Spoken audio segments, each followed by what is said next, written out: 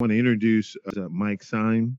For 2 decades experience in commercial and real estate law and corporate finance. He frequently counsels housing authorities in the creation of affiliated entities like the RDC. All I do is represent housing authorities. Having Gilpin Court transferred from the housing authority to the Richmond Development Corporation. I like it a lot. The authority controls RDC through the board.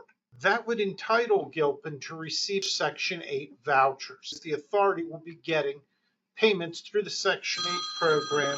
I don't really see much of a downside for the authority, but I see a lot of upside. And by the way, I forgot to tell you that the RDC board did vote today. We met that George Martin will be general counsel to the RDC board. It won't be operated as public housing.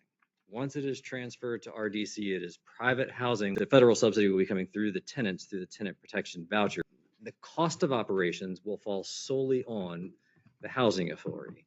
The RDC is going to have to attract other tenants to Gilpin as a private development. RDC is not a government agency, so we will owe real estate taxes in addition to our property management budget that we receive money for Gilpin to subsidize rents.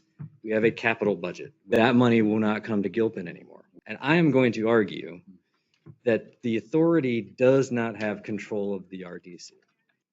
I also have a problem that George is the general counsel for RRHA and the RDC. I cannot, in good faith, of transferring our biggest property, really central to our city. And I am not convinced that we are anywhere close to being prepared.